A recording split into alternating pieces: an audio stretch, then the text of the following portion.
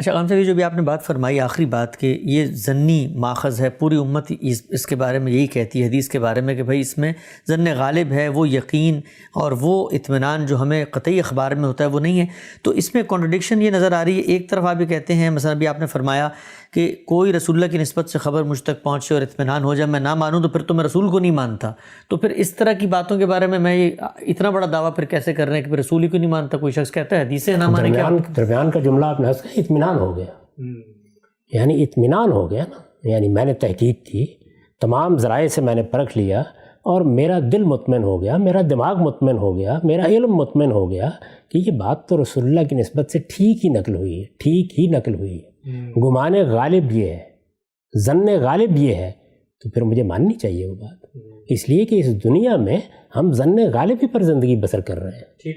ہمارے ہاں عدالتوں میں بیٹھ کر جو فیصلے دیے جاتے ہیں ظن غالب ہی پر دیے جاتے ہیں۔ یہ تو نہیں ہوتا کہ یقینی طور پر آپ دیکھ لیتے ہیں جا کیا ہوا۔ دو آدمیوں کی گواہی بھی آپ قبول کرتے ہیں تو گواہی کا مطلب کیا ہے؟ یعنی اس بات کو سن کر، ان حالات کو جان کر، ان کے بیان کا تجزیہ کرنے کے بعد ایک قاضی کو اطمینان ہو گیا ہے کہ قتل ہوا ہے اور فلاں نے کیا ہے، تو یہاں اطمینان کا لفظ اس لیے استعمال کیا جاتا ہے۔ قرآن مجید یقینی طور پر رسالت مآب صلی اللہ علیہ وسلم سے منتقل ہوا ہے، سنت یقینی طور پر رسول اللہ صلی اللہ علیہ وسلم سے منتقل ہوئی ہے، اخبار احاد ظن غالب ہے، غالب گمان ہے۔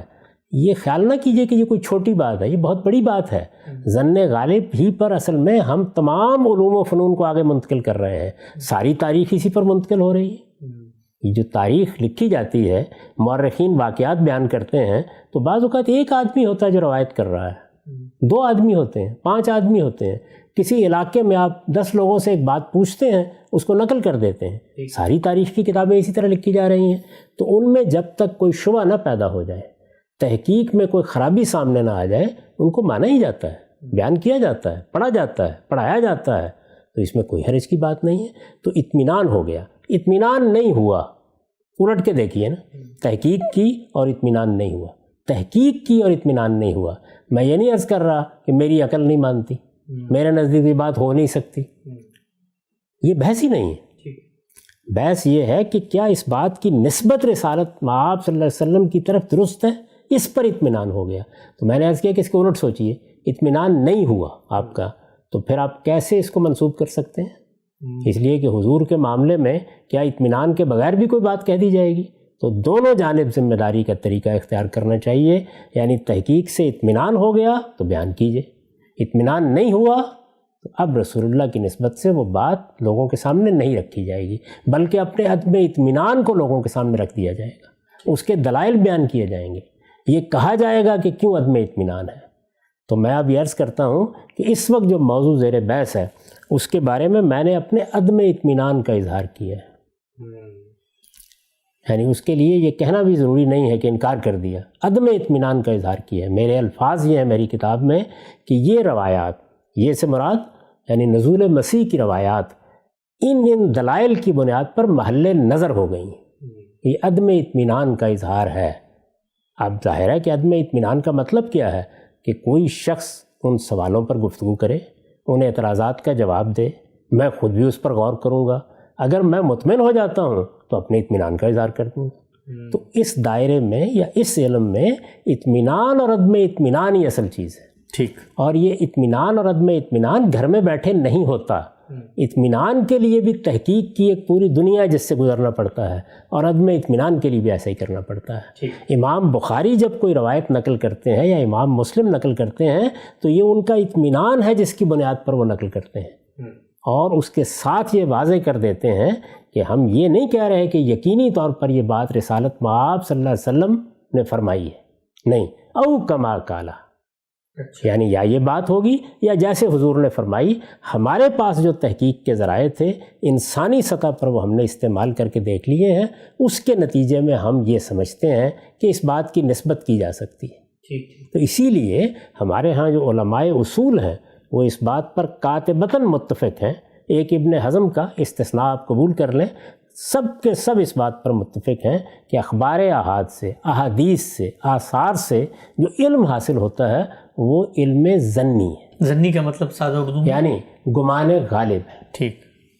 ہم نے تحقیق کے بعد اطمینان کر لیا ہے، اطمینان کی بنیاد پر یہ بات اب بیان کرنے کے قابل ہو گئی یعنی ہے۔ اس میں دونوں احتمالات یا امکانات موجود ہو؟ یہ امکان ہے کہ کوئی غلطی ہو گئی، اچھا، یہ امکان ہے کہ کہیں نسبت میں غلطی ہو گئی ہو، کہیں بیان میں غلطی ہو گئی ہو، کہیں سیاق کو سمجھنے میں غلطی ہو گئی ہو، کہیں مدعا کو بیان سمجھنے اور بیان کرنے میں غلطی ہو گئی ہو۔ یہاں اس امکان کو مانا جاتا ہے، اس لیے اس پر تحقیق کا دروازہ بھی بند نہیں ہوتا۔ قرآن مجید پر کبھی آپ نے سنا ہے کہ اب تحقیق ہو رہی ہے کہ رسالت مآب صلی اللہ علیہ وسلم نے وہ دیا تھا یا نہیں دیا تھا؟ سنت کے معاملے میں سارا مسلمانوں کا علم جب اس کو بیان کرتا ہے تو اجماع المسلمون اپنے اجماع کے ساتھ بیان کر دیتا ہے، وہاں کوئی سوال نہیں ہے۔ لیکن اخبار احاد میں اگر کوئی چیز ہے تو اس پر گفتگو ہوگی۔ اس وقت بھی آپ یہ دیکھتے نہیں ہیں، یعنی کتنی کتابیں ہیں جن میں رفع یدین کی روایت بیان ہوئی ہے، اس کے باوجود اس کی حیثیت کیا ہے؟ انکار تو کوئی بھی نہیں کرتا، اس کی حیثیت کیا ہے؟ ہر نماز میں کرنا ضروری ہے، نہیں کرنا ضروری؟ اس پر اہل حدیث کے اور احناف کے مابین مناظرے ہوتے رہتے ہیں، گفتگویں ہوتی رہتی ہیں۔ کیوں ہوتی رہتی ہیں؟ اس لیے کہ یہ سارا کا سارا موضوع ہی تحقیق کا موضوع ہے، اس میں اختلافات ہوتے ہیں، اور جب اختلافات ہوں گے ظاہر تاریخی واقعات کا بیان ہے۔ اپنے موجودہ زمانے میں دیکھیں، آپ کسی ایک تاریخی واقعے کی تفصیلات پر بھی پوری طرح متفق نہیں ہو پاتے۔ ہمارے سامنے واقعات ہوئے جس میں ریڈیو نے اس کو بیان کیا، ٹیلی ویژن نے اس کو نشر کیا، وہاں نمائندے کھڑے ہیں، بڑے بڑے واقعات ہیں۔ آپ لال مسجد کے واقعے کو دیکھیے، آپ منہاج القرآن کے واقعے کو دیکھیے، یہ واقعات ہیں نا جن میں بڑا نقصان ہوا، جانی نقصان ہوا۔ اس کو بیان کرتے وقت کتنی تفصیلات ہیں جن پر آج تک بحث جاری رہتی ہے۔ یہاں بھی بالکل ایسے ہی ہوتا ہے۔ اب دیکھیے یہیں فرق سمجھ لیجئے، یہ واقعات ہوئے ہیں، اس میں کوئی اختلاف نہیں ہے، لیکن اس موقع پر فلاں نے یہ کہا تھا، فلاں نے یہ بات کی تھی، معاملے کی نوعیت اس طرح ہوئی تھی۔ اس میں کتنے اختلافات ہیں جن کو آج تک موضوع بحث بنایا جاتا ہے، اس پر آپ عدالتیں قائم کرتے ہیں، اس پر تنقیح کی کمیٹیاں بناتے ہیں۔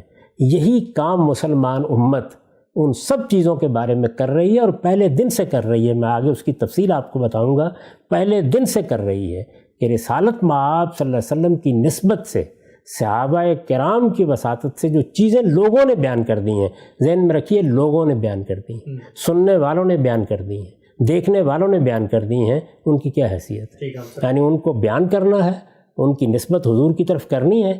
یہی تو وہ چیزیں ہیں کہ جن کے بارے میں تحقیق کر کے ایک محقق یہ کہہ دیتا ہے کہ یہ موضوع بات ہے، یہ وضع کی ہوئی بات ہے، یہ لوگوں نے گھڑ لی ہے۔ چنانچہ پوری کتابیں ہیں جن میں موضوعات کو ترتیب دے دیا گیا ہے۔ تو اس لیے اس فن اور اس علم میں ایسے ہی بات کی جاتی ہے۔ اگر آپ نزول مسیح پر بات کریں گے تو یہاں بھی اسی طرح بات ہوگی۔